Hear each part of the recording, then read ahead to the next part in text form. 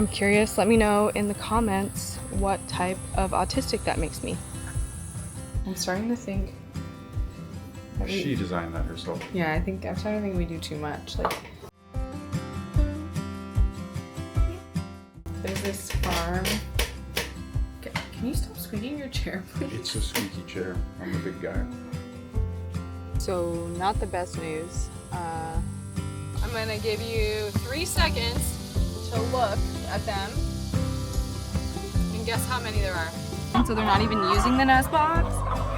Look at that one. What are you even doing? What are you even doing right there? Get out of the way. That is totally not good. Tom Cruise, what are you doing? Okay, you can turn it off. Thank you.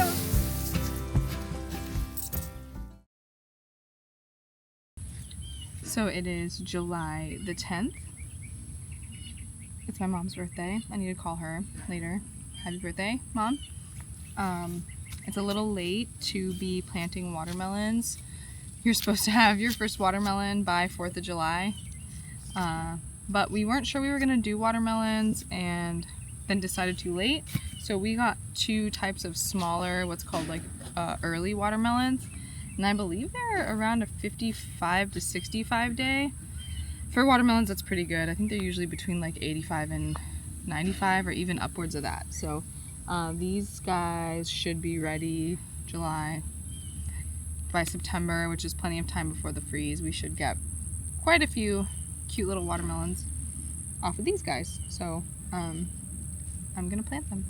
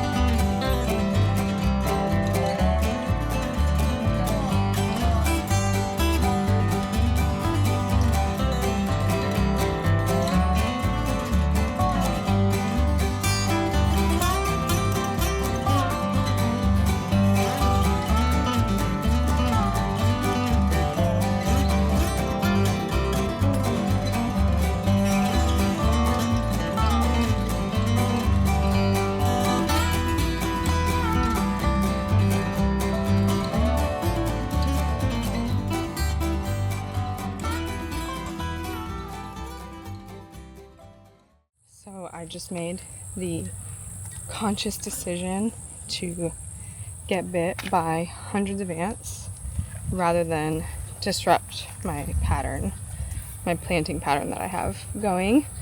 I'm curious. Let me know in the comments what type of autistic that makes me. So I haven't been out here as long as it feels like I have. I think it's only been a little over an hour. But it's been nice because the shade is following me. Like I started in the shade and this part was in the sun. And now I'm in the shade and the middle's in the sun. So that's kind of a nice, what we call God wink. Just like a real life affirmation that you're doing something you should be doing. Hasn't been that hot, it's a little humid. But yeah, the shade's nice. I could do this all day. But I've only got about 20 or 30% left of the row. I wanted to also do, wait, hang on, sorry. Oh yeah, I skipped that one to go to this one, to go to this one, okay. I also wanted to plant the Roselle hibiscus but I just don't think I'm gonna get to that. It's getting pretty late and the kids have to go to bed pretty soon. So I'll probably just do the melons.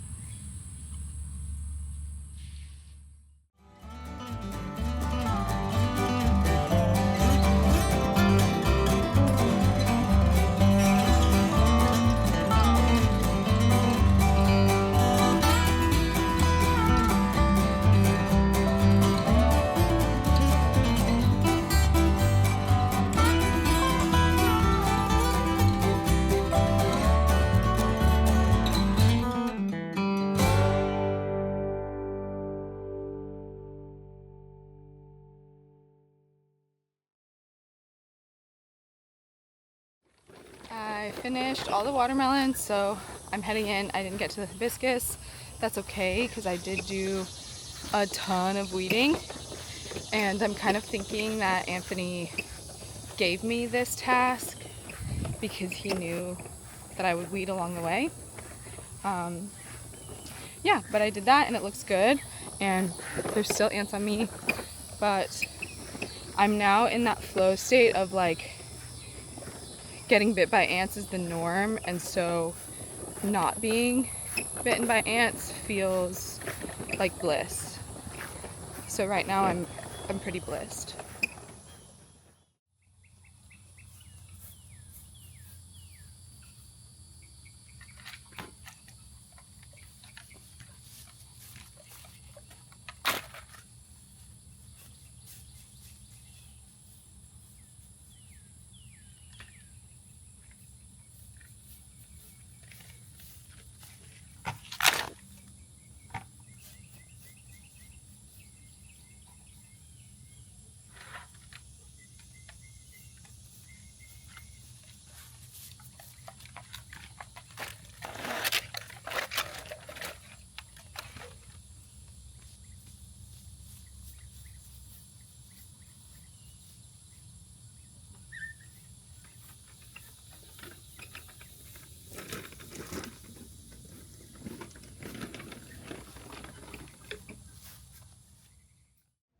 So here at kind of the bottom half of your frame, you can see 9 bulk display jars of varying size, and what those are for is a very, very cool local place we have here called The Source Refillery, and she is super ahead of her time. I'm from the West Coast, so I've kind of seen what she's doing before, and I think it's really great that she's bringing it to this area. But it's basically like where you can get things in bulk as well as other local and handcrafted things. And so we've been doing markets with her for some time now and have just been kind of dragging our feet on getting all of our bulk herbs packaged properly for her to start carrying. But we finally went to go see that store and see what her displays look like so that we could match it as close as possible. And so we I have my containers ready, and I now just need to do the math part. We're used to selling in packages, so what I need to do now is figure out how much fits into each one of these containers and what our price per gram, ounce, etc. is. Of course, factoring in that we're not now paying for bags, so it'll actually be a little bit cheaper in bulk because we're not paying 10 cents a bag and we're not taking the time to fill all of those bags. So the two things I need to calculate are roughly how much labor goes into each type of herb. Obviously the ones that are very similar, I don't have to do that calculation multiple times. Like the 3 types of basil, they'll all be the same calculation. But some are a lot more time intensive, like the garlic chives and the dill take more time, so those might be priced differently. We'll see. And then I have to figure out how much goes into here and what a fair price per ounce would be. And an ounce for herbs is a lot, because when you're getting a container in the store, it's usually like a third to a half of an ounce, depending on what it is. And those jars, if you're getting organic, could be like $6 to $8 to even $10, depending on what they are. So an ounce doesn't sound like a lot, but with herbs, it goes a long way. Yeah. This is some type of infinite regress. I'm not actually sure how to classify it, but behind me, you see Anthony. Until a moment ago, he was sitting at the computer editing the early part of a video that you are now watching. But this our boring motif of just like trying to manifest sponsorships in every video. What do you mean manifest? Huh? You're right, it's already happened. What type of infinite regress is this?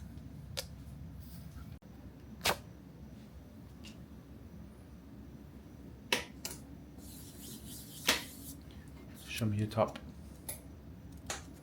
You'll see the whole thing when it's done. You know who we really need on this job?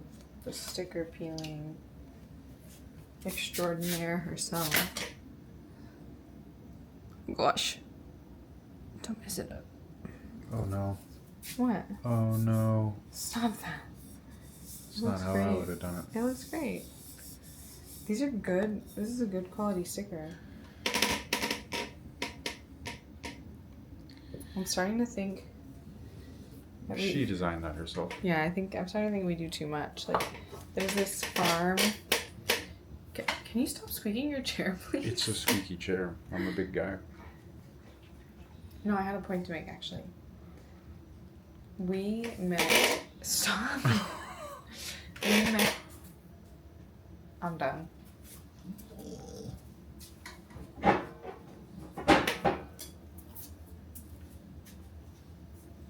Our newest sponsor. Thank you, Mezcal, for sponsoring. For sponsoring us. What were you saying? I was trying to say...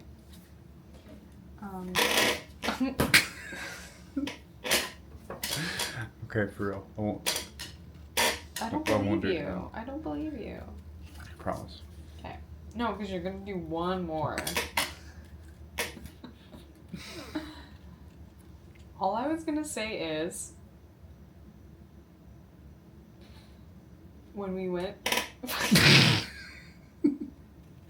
you made me curse on When we YouTube. went where?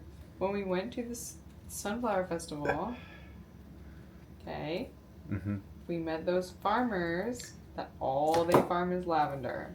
Yes. And I think they're onto something. But it's not the same as monocropping. I don't know how to describe the difference. They're not like yes, all they're growing is lavender, but... Highly specialized, localized commodities. Oh my gosh, there's no way. You can't even fix that in post. Get out of the squeaky chair.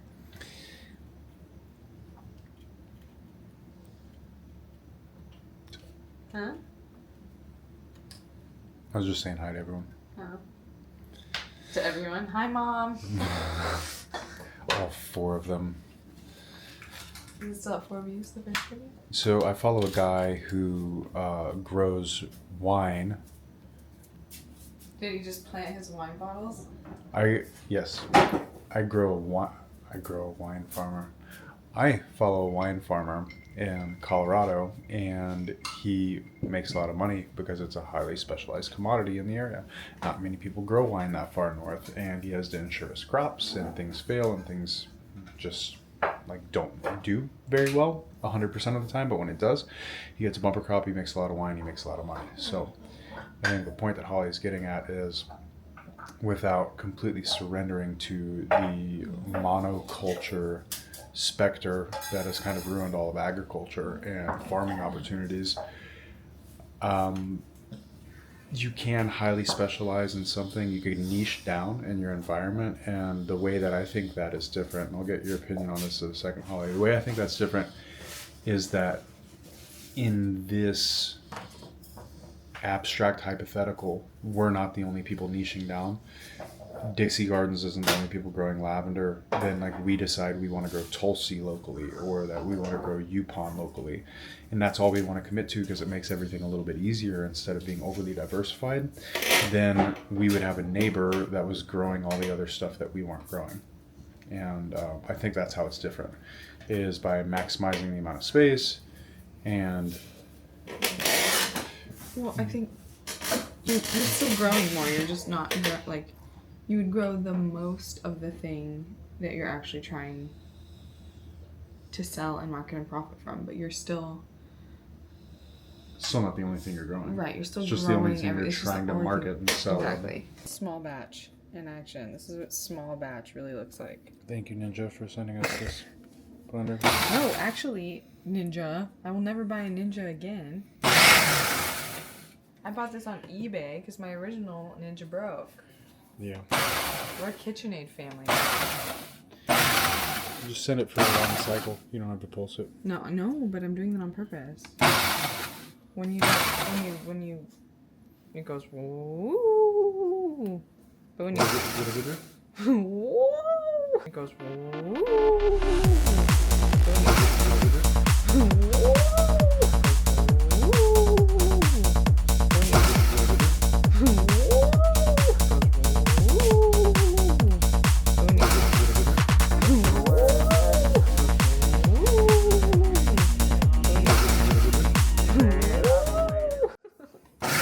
It's just gonna be a motif. I find a reason in every video to go woo. It's the next morning. I am still blending and processing herbs, but the baby is napping after a pretty rough morning, so I don't want to risk waking her up, so I'm going inside to pack the food processor, and then I'm bringing it out here to blend on the patio so that the noise doesn't wake her up.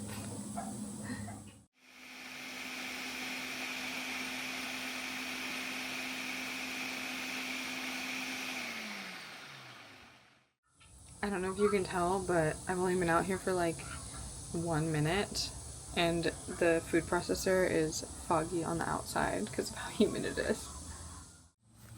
I am heading down to the plot to harvest some dill, to get into the dehydrator so that we can deliver a big order, hopefully today.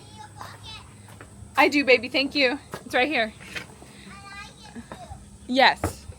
It's gonna be extra fresh and hopefully it's very abundant. We actually have barely been out to the plot in like 2 days because Anthony's been working off farm, but besides that it's just been storming non-stop, so it might look pretty crazy out there. Let's go see. So not the best news. Our dill got totally choked out by Tulsi, which is like kind of not the worst news, I guess, but if you can kind of see like over here, all that is Tulsi, which is just completely taken over. The pollinators love it. It's a great delicious tea, but that just kind of further reaffirms what we were discussing last night, which is maybe we need to just grow what wants to grow and not try to be too diverse. You know, grow a multitude of things closer to the house for personal use, but the plot, it has shown us time and time again what it wants to grow well, and I think we're just trying to do too much. So it's not my intended objective, so it goes, but I am going to at least get all the butterfly pea while I'm out here because it's been raining so much. We haven't got it in like 3 days, and usually we get it every day, so it's going to be a lot, and that's going to be really fun to see.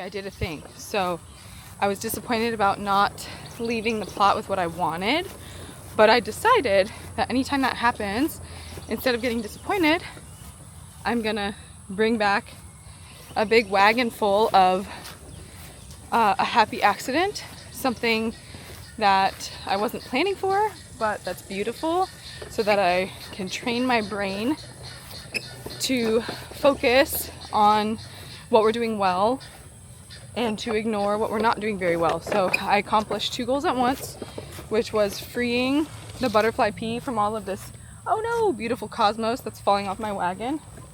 Please hold.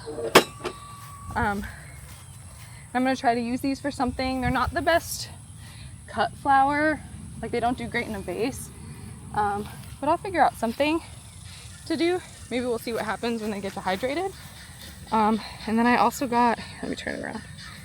You could barely see it under there, under all that cosmos, but I grabbed some coxcomb and echinacea and some celosia. It's all hiding under there.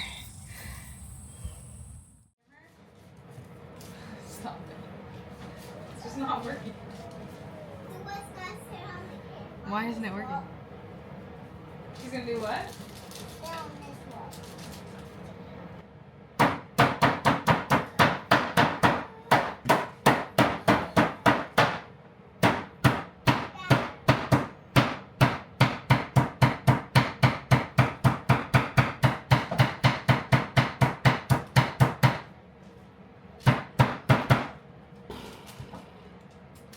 While my lovely wife does flower hammering, which somehow became a priority today, I am going to go do none of the things that I need to do, which include moving the peach trees and potting up all of my sawdust cuttings and weed eating and mowing the plot. Hey. Because we've had a foot of rain in the past 2.5 weeks, and I haven't had an opportunity to mow, and now the grass is like 3 feet high. So I'm gonna go outside and fight that for 3 hours in the middle of the day today, and hopefully I'll be able to get to some actual farming in the next few days after I work.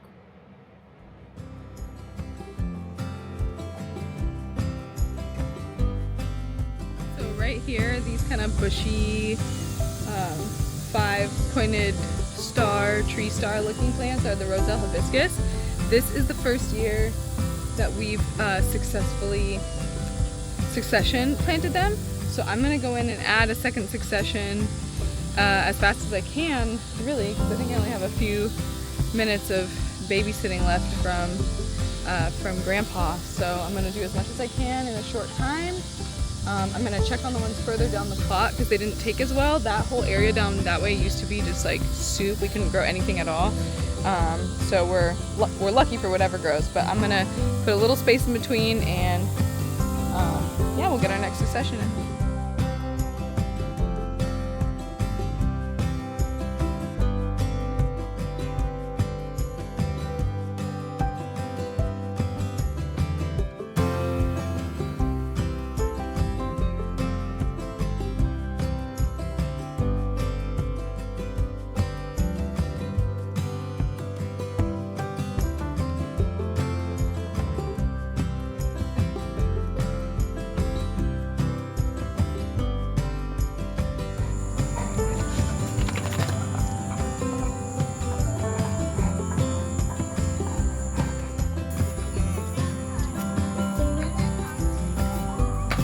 Tom Cruise, what are you doing? What are you doing?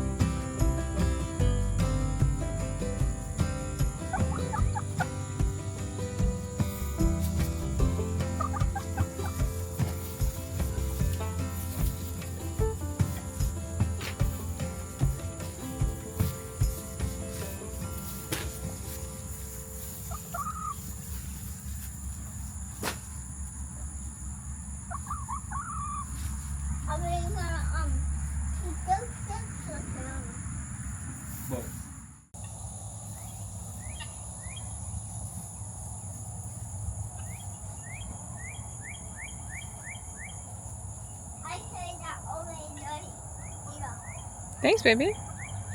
I'm gonna be a cat.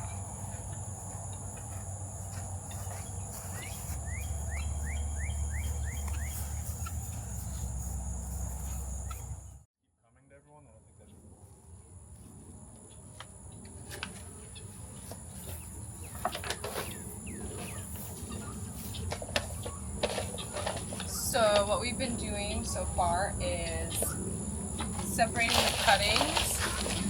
These were all just fig cuttings taken from our existing fig orchard, and Anthony just took all the cuttings and stripped all the leaves and stuck them in dirt. Shreveport's finest. These are Shreveport's finest. Oh, these are a variety we don't even know. We'll talk about that later. These were wild harvested from behind our bank, kind of. There's just like 2 really beautiful fig trees back there that nobody probably knows about. Except us. Except for us. So we go and we take the figs and some cuttings from it, and it keeps the tree healthy too, so someone's got to do it. And they're delicious and prolific. And They are really good. They're a yellow fig. Yeah, I think it's It might probably be an LSU Tiger. I was just going to say it might be an LSU Tiger, but we don't know for sure. Maybe this means we can call these ones whatever we want. But what I'm doing is emptying out the buckets of cuttings and separating the ones that didn't take, and then the not mammy jammies, and then the mammy jammies. That like this mammy jammy. So will you please show an example of a not mammy jammy? Not a mammy jammy. So hopefully with that context you understand the lingo. That is official fig arborist lingo. That is official figness. And that's what we're doing. We're gonna try to finish.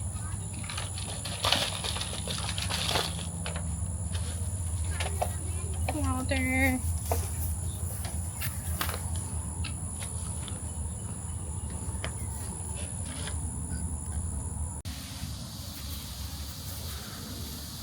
Okay, these are all the figs that we just separated and repotted. I'm gonna give you 3 seconds to look at them and guess how many there are. Closest guess gets a free fig. We'll send it to you. Oh, wow, okay. Well, but wait, how do we know? So I'm not revealing the answer then. We'll reveal the answer in the comments section. Please, don't pause and count them, that's cheating. We'll know if you're dishonorable. Yeah, we'll know. They can't hear me. You gotta let them know it's a challenge. Okay. Is that rain? Oh, we gotta go. It's raining. You gotta let them know what we said. They can't hear me over there. Come on, answer. Not good. Hey, I am glad you answered. I just came out to water the new plot, or like the new stuff I planted, and the well is just gushing water. And my dad said he noticed that the back area was flooded. I was like, why didn't you say anything? But he said he noticed the whole back was flooded before you guys even left this morning. So I don't know how long it's been going. I turned the, oh gosh. It's gushing from where the pressure valve is. And there's like a pool noodle duct taped to it, kind of. It's not, I don't think it's one of the things you did. Because your line, your blue line is fine. Completely? Okay.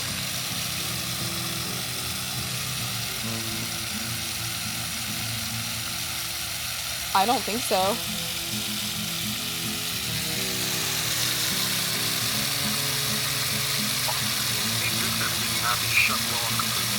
Wait, so, okay, so I just have to turn off. Yeah, you have to turn it off and then send me pictures of where it's leaking. Send me pictures of where it's leaking now, and just turn it off at the breaker. So I just have to turn. Okay, I'm gonna go turn it off at the breaker. Bye. Bye. Gotta go turn it off. Huh? I'm gonna shut it off right now at the breaker.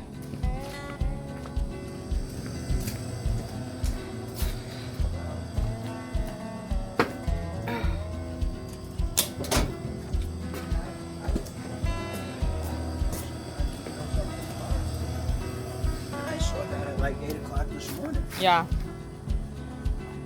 Well, if anything ever seems odd like that. Well, he was out. Good thing I don't have any laundry or dishes or anything going. But yeah, it's super soaked back here. The well, we just had someone come to repair it like 2 days ago. Oh gosh, look how soaked it is over here. The water's just been draining this way.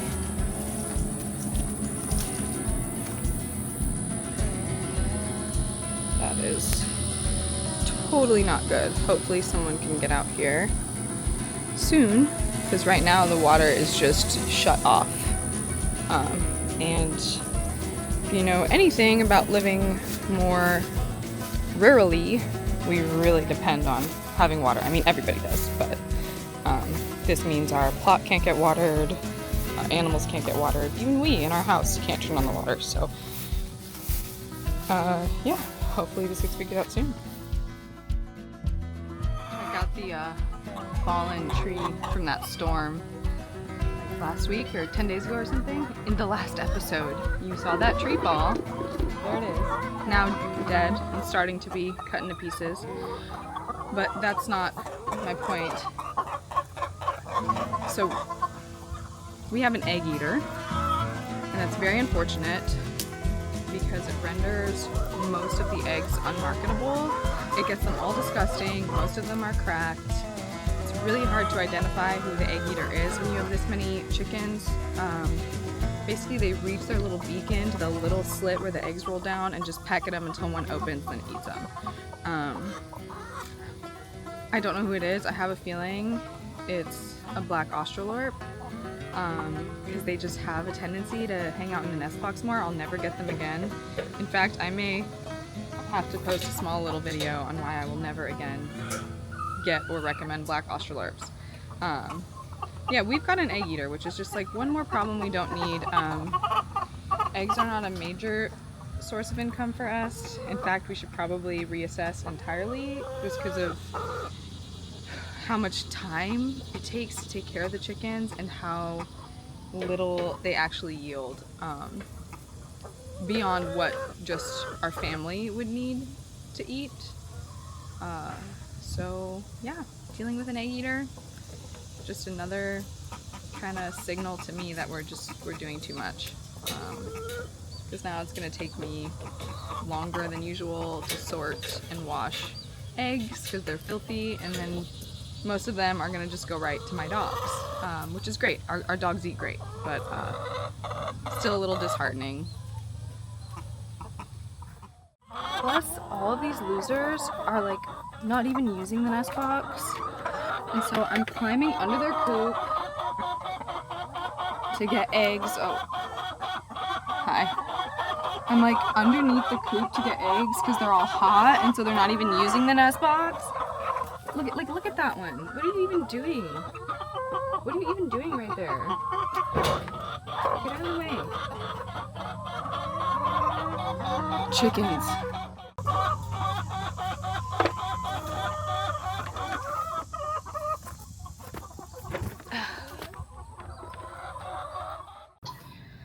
Hey, he said he, quote, thought you were filling the pond, unquote. Great. Sorry I missed your call. I was getting eggs. Where exactly was it leaking from? Okay, you see the picture? Yeah. Do you see in the picture how there's the 3 duct taped pool noodle looking things? The one closest to the pressure valve is looser than the other ones, and it was leaking from right there.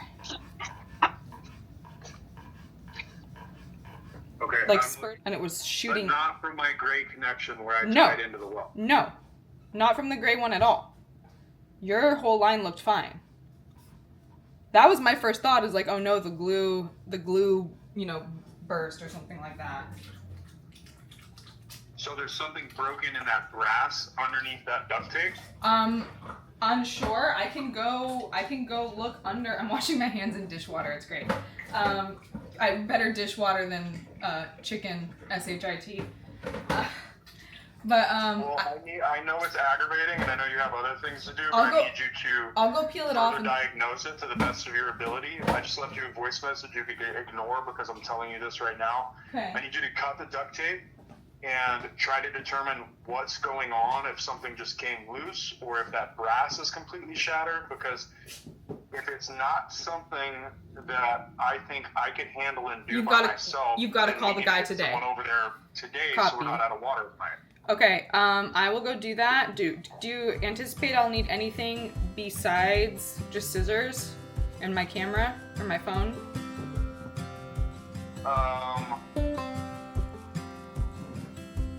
I don't even remember what it looks like under there. Okay.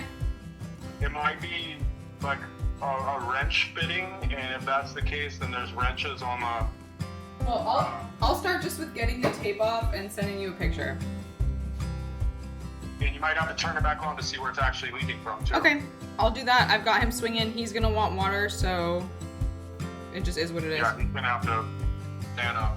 Okay, let me go get on it then. Okay, Bye. Let me know. I will. Bye.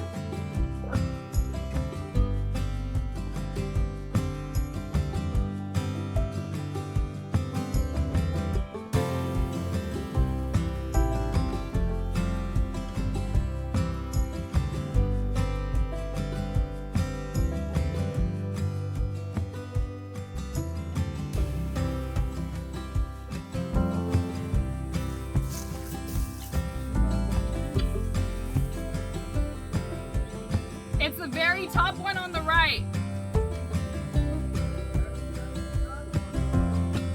Yeah, it's a double switch. It says well. It's the very top right, and it's in the off position right now. It'll be like the only one that's off at the moment.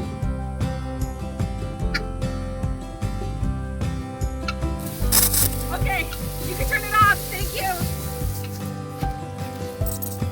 Thank you. No, yeah, that's good. That's good. I just needed to see where the water was coming from.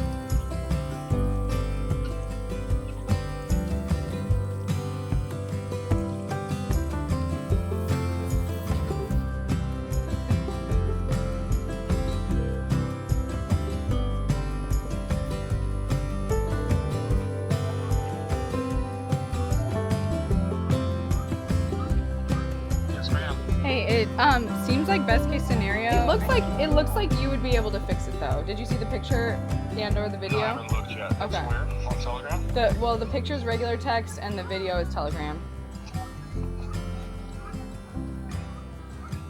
The rooster's giving me the call to the restaurant. Okay, I'll be right there.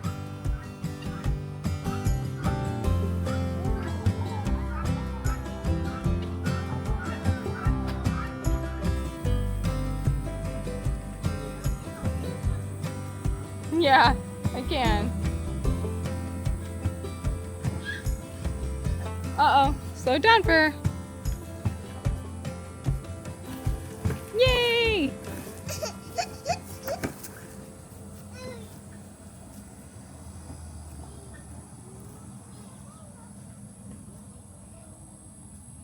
Hey, how's it going over here?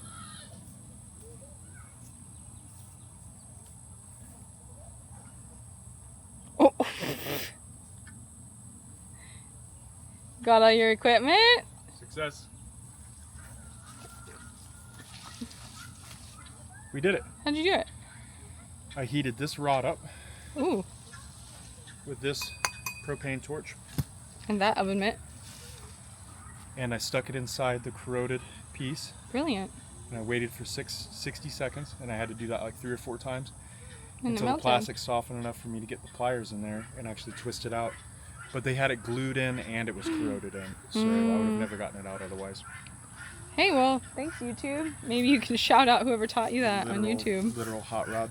You want to touch it? No, it's probably still hot. Hey, who taught you that? Still very hot. Yes. On this episode, Holly gets branded. I've always known how to do this. You've always known. You were just watching a YouTube video. Yeah, but I knew how to do it before. Hey, girl, you just left your sis over there parked in the grass. Go get her. because I don't know how much I messed it up just trying to get the PVC out of there. And so worst case scenario here would be you get everything screwed in and perfect, and there's a small leak from here just because I messed up the threading trying to get the PVC out. Do you have Teflon tape? Yeah. We're not quite there yet, but this is... But you have some. Yes. So that's as clean as it's going to get with that rag. So you see all the shit that we got out of there, because that would have... We're a family-friendly channel. Thank you. We're going to have to do a beep in post now. You just made more work for yourself. Ooh. My Teflon tape is in this toolbox. What? So It's I'll not? be right back. Do you want to tell You me where should it is? open that toolbox. It has a really interesting smell to it. I can smell it from here. Ooh, what is that smell?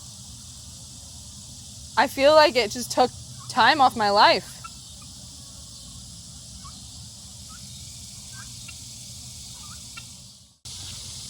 So we've done a grand total of 0 things we were supposed to do today because of the water situation, but that is kind of just another reaffirmation, in my opinion, that you need to only have so much on your plate so that when something goes wrong, it doesn't totally destroy you and become like a cascade snowball of chaos. Because that's kind of the point we're at now, is one thing goes wrong and it disrupts the flow of everything because we don't have a cushion. We don't have a time cushion or a labor cushion. We're maxed, so we need to redesign our systems here so that we have time for leisure, which sometimes becomes time for troubleshooting. I feel like that's maybe what regular people do.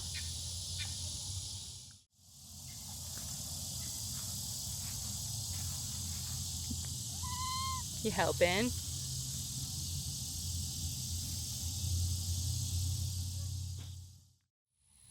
I was gonna time lapse me doing the whole row, but the camera overheated before I did. So keep that in mind as the robot revolution begins to take hold, that I, a flesh-bodied human being, outperformed a machine. Sorry camera, you're good to us, but I still have to make the point. I outperformed a machine in the 100-degree sun. And this is all I need.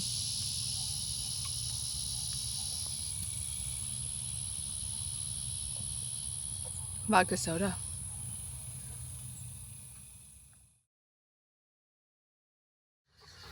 So I'm sure most or all of you are familiar with the expression spinning plates. That's, I think to some extent, anyone with drive experiences that at some point or another, because you want to just use your maximum potential and do everything you can. And what we're learning here is that sometimes doing everything you can results in finishing nothing or doing nothing well. And Anthony sometimes calls this farm the farm of half-built bridges, because we start so many projects and then even with the intent to finish, just too many things happen or something gets in the way. Like there's a fire to put out, there's a well to fix, or a big storm. And those unexpected things are always going to happen. So I think our lesson and our medicine is figuring out what brings the most joy, and through that will come the most profitability by just choosing what we love and dedicating to that rather than trying to do everything that we can do. So we've already kind of talked about what we need to scale back, and I think that will become more clear in time. But yeah, big changes coming for the better. We're gonna do less so that we can do more. So we had a pretty chaotic week. We had several things that we wanted to get done. We did. I turned it down, baby. I turned it down. Is that okay? Just give it a second.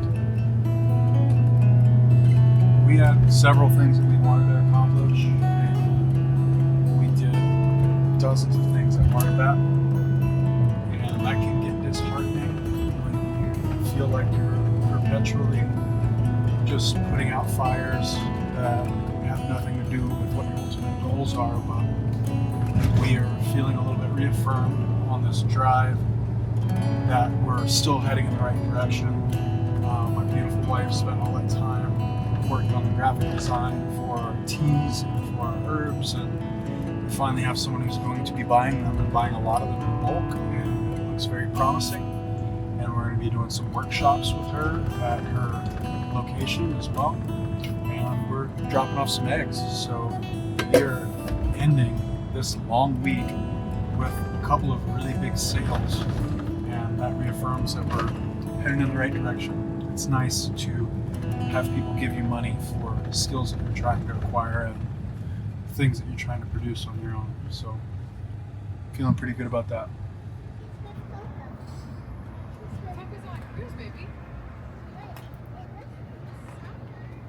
Yeah, I'm gonna take the basils first so we can explain the empty room. You're just gonna stay, right? I don't think you should follow me on the camera. No, I'm not. Okay, ready? Smile. Here we go, coming back to the other line.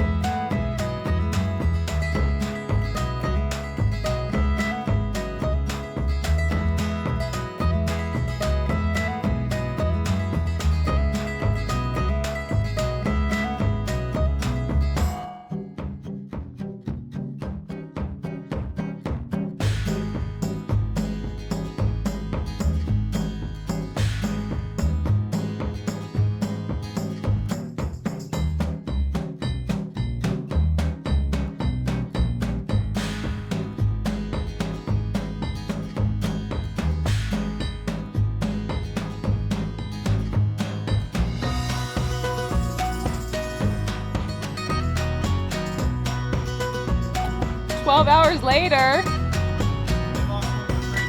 Is that why it took so long?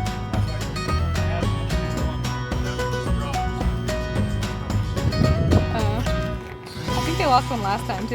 Yeah, that's why we have to just keep acquiring them. We wild harvest these crates. Not all the time. We've bought quite a Organic. few.